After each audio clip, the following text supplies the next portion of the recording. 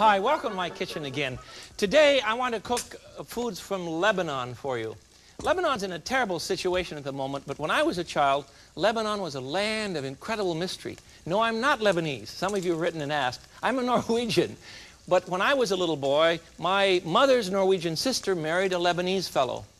And by the hand, he took me into the kitchen, and this gorgeous, dark-skinned man would stand in front of the stove and throw pots and scream and yell. It was a horrifying experience at first, until I realized he was a very tender and affectionate man, and he taught me to cook Lebanese food. He was the one, Vic Abdo in Seattle, was the one who taught me from the very beginning that cooking is neither a masculine nor a feminine category. He is a non-sexist cook. Way before the time the rest of us caught on, you see. So I have some things rolling this morning. I've got to start cooking right away, and then I'll tell you stories about his mother and about his childhood and about eating in the desert. We're going to have a good time. But first of all, remember, in Lebanon and in Syria and in Armenia, the most common meat form is lamb mixed with a lot of vegetables. So I have in this casserole, a heavy pot here, cooking about a pound of chopped up lamb shoulder or lamb steak, sauteing with a lot of onions, a handful of onions chopped, some garlic, and a bit of olive oil. Now, into that, I'm going to add... Oh, do you want to know what we're cooking? That was a fair question. We're cooking lamb and okra. Or you can make this dish with lamb and green beans, frozen. Works perfectly. To the lamb now, which I've already browned, along with the onion and the garlic, you see, I'm going to add 1 can of tomatoes. And you see how smooth they are? Because I've run them through the osterizer. Grandma Abdo used to run hers through a sieve. And she would, she'd spend, well, that was the Middle Eastern way. You get up at 5 o'clock in the morning and start making bread, and you cook all day long. That's why Mama was not allowed to go out to work, because the family would starve to death. There we are.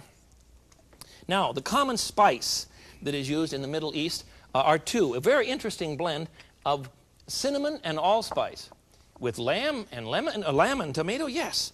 Just a pinch, about maybe a half teaspoon of cinnamon into our... That was a 15-ounce can of tomato, by the way. Now we're going to put in a half teaspoon of cinnamon and a half teaspoon of allspice, and we've about got it. We need some salt and pepper. Then we'll let this cook for, let's say half an hour in the tomato sauce. But I'm going to throw one together in a hurry because, as you know, I always have too much cooking for you when you come, and I just hate to have you miss out on anything. All right, we're going to cook this for half an hour, right? Zongo, it's been cooked for half an hour. With the lid on, It'll be tender and nice by that time. And then we add 2 packages of whole frozen okra. And if you can find fresh okra in your part of the country year-round, I want to know, because I want to move there. I love okra. I think there are 2 kinds of people in the world, you're right. Okra lovers and non-okra lovers. Some people claim that the texture is too much for them, but I just love it. I just love it. All right, we'll cook that for another half an hour now. You got the recipe? The lamb, onions, and garlic are sautéed together in a little bit of olive oil first. Then you add the can of tomatoes that you've mashed up in an osterizer or a food blender, along with some salt and pepper, cinnamon and allspice. Then you simmer that for a half an hour, then add the okra and simmer it for another half an hour. So total time is 1 hour cooking. And at the end of the hour, well, let me show you. Get a big platter here. Well, anyhow, here it is. Just a delicious dish. Very rich. I'll put this in front of you on the counter, and we'll serve it over rice. And I'm not going to use just a regular, plain old rice. I'm going to use a pilaf. And a pilaf means that you've browned the rice for just a bit in some olive oil. And Grandma Abdo used to cook a rice that had noodles in it. You see the noodles here? It's a marvelous dish. And you simply brown spaghetti or rice noodle, egg noodle, in a bit of oil first, then add the rice, and then cook it. And that's all there is to it, tiny bit of salt. So the final dish is really very, very striking. I'm going to make a plate here, and as we go along today, I'm just going to prepare 1 platter, and then we'll leave all these other things sit around. And the okra and lamb is served right on top of the rice. Oh, I can remember this so many times when I was a little kid. One afternoon, Grandma Abdo took us to the park. We were going to have a picnic, and it rained, and she made this dish for me. I was 6 years old, and she used to take me to a park and feed me Lebanese food. You see, marvelous woman. In any case, we got to the park, and it was raining like mad, so we were so disappointed. We went home, and she sat us down on the front room rug and fed us Lebanese food on a blanket. on a carpet in a very nice home. She was a lovely woman. I sure miss her. Sure miss her. You have someone like that in your childhood, don't you? Who, I'm stalling now, waiting for the pan to heat up for the next dish, you see. But you have someone in your childhood who taught you that it's best to cook with memories rather than ingredients. It's best to cook with your background. And she was an ethnic cook. She was a dear little round lady, a dark skin and dark hair, and lovely, lovely smile. And she kept bubble gum in her pockets. In her apron pocket, I remember. And she used to take marvelous care of us, and it was always with Lebanese food because she wanted us to remember. You see? That's what cooking's about. Cook with your memories. That's what she taught her son to do, too. All right, second dish. This one is going to look very much the same to you because we're using in our frying pan ground up lamb or chopped lamb, a bit of onion and garlic, and I've already sauteed that. And now to this I'm going to add, this is an eggplant dish, by the way. Don't back away. Yes, Middle Eastern vegetables are a little unusual, but I think they're just terrific. So to our lamb, onion, garlic, and olive oil, which I've already browned, we're going to add a bit of salt and pepper. Oh, so many things to cook in so little time. That's the nature of the world. I love it. All right, and then we're going to add a bit of tomato sauce, about half a cup to our pan. There we go. That's half a cup. We don't want this to be too wet. Come on, go. There we go. And now our usual cinnamon and allspice, just a smidgen. Don't put too much of these things in or everything will taste the same. And that's not the point of using spices or herbs in your food. The point is not everything to taste the same, but to enjoy the sweetness of the Middle East, the sweetness of the desert. Marvelous place. You can learn to do this, flipping things around, if you'll just remember to lean your pan forward when you do it. We want 1/4 of a cup of red wine. There we are. All right, now it's time, slopping this all over the place, it's time for our secret ingredient. You know what that is? Here they are. These are pine nuts.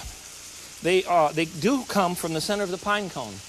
We don't grow them in this country at all. You have to bring them in from Italy or from the Middle East, but they do come from a pine cone.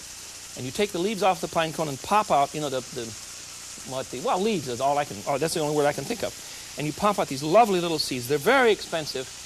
They run about $10 a pound, but that's the dish. This is it. So if you're going to do it, you can use sliced almonds as a substitute, I suppose, but I would call it a substitute, I suppose. I don't want you to do that. Putting in about 3 tablespoons of pine nuts. And then we're going to cook this for a bit till it cooks down. Won't take long. And I'll show you how to prepare the eggplant. First of all, you cut up an eggplant. This lovely, lovely vegetable, which I think is one of the most gorgeous colors in the world. My wife has a dress this color. It's just, and for me, it's, well, you know, I'm so hooked up on food that when she puts on that dress, well, never mind. It's none of your business. The eggplant is sliced, so you see, and then I fried the eggplant in a little bit of olive oil. Now, you must remember that when you put olive oil on eggplant, the eggplant is going to absorb olive oil like mad. It will just suck it right up. As a matter of fact, it will absorb so much olive oil that you have to be careful. There's an old joke in the Middle East. Well, it's really not a joke. It's true. Desert peoples all say this. Because the eggplant will absorb oil just endlessly, a man is wont to turn to another man and say, listen, he's so rich that he doesn't care how much olive oil his wife puts on the eggplant, which means, he has endless source. Okay, that's ready. Do you get the recipe? If we confuse you, at the end of the show, we'll give you an address and you can send us a note and we'll send you all kinds of recipes. I have a whole book full. But this one is lamb, onion, garlic, sauteed in olive oil, a bit of tomato paste, red wine, cinnamon and allspice, and then the final blow, and the necessary blow as far as I'm concerned, is the pine nuts. Then I'm going to put this on the top of sauteed, very quickly, just brown them on sides, sauteed slices of eggplant, about 3/4 of an inch thick. Just brown them very, very quickly. Then we'll pop this into a 375-degree oven for about 15 minutes. Look at this. Isn't this gorgeous? Oh, the dish that comes out is just lovely. Just lovely. There we go. Hey, I forgot some parsley. Would someone get some parsley and just leave it in the end of the counter here for me, please? Okay. You've got to have a garnish on this, you see, so that it looks attractive and nice. All right, now we're going to pop these into a 375 oven for about 15 minutes or so, or until I remember, and then we'll take them out. Are you ready for another one? I think, what have we got? Oh, I remember. I remember what's next. The next thing is probably the most common dish that you've seen in a Middle Eastern delicatessen or restaurant, and it's rolled grape leaves. Let me show you how to do that. It's very, very simple. First of all, you can buy grape leaves in our country in a jar, either from California, and they're not bad, from California. They come pickled in a jar, you see, or you can buy them from Greece. They're a little more expensive, but this is what you want. And it's very simple to find them. Any Middle Eastern deli will have them, and they're absolutely delicious. Just a great dish. Now, the mixture goes thusly. We want about a pound of ground lamb. You see how lean this is? What's your first clue? You're right. I grind my own. I don't let anybody else touch it. That's important. I don't want anyone to touch lamb because they'll put too much fat into it. So I grind my own. I have a mix master, or excuse me, that's a brand name, and I shouldn't use that. This particular one is a KitchenAid. It's very powerful and has a good meat grinder with it. And, you can do all sorts of good things with it. So here we have 1 pound of lamb, ground. I want 3/4 of a cup of rice, long grain rice. And then I want to add a little bit of salt. Not much. And a tiny bit of pepper. And again, the old cinnamon and allspice trick. Good Lord, everything's going to taste the same. No, it's not. No, it's not. Not going to be that way at all. Okay. Shot of cinnamon. Just a pinch now. You don't need much. That looks like too much to me, too. You were rude to say so. There we go. What is that? Oh, 1/4 of a teaspoon, I suppose. And mix this up with your hands so that the meat blends with the rice. And I'm going to turn down a burner over here. There we are. And now we'll begin to roll the grape leaves. Now, this is time-consuming. But you remember, all of these dishes took time, and that's why Mama stuck to the home. She had an incredible job. It was very hard work to feed people on the desert. But you learned some interesting lessons about life. For instance, because you all ate out of a common pot, common bowl, you learned that you belong to the family, you belong to the tribe, you belong to one another, and your value did not come because of what you did in your occupation or even your wealth. It came because you belonged to the tribe.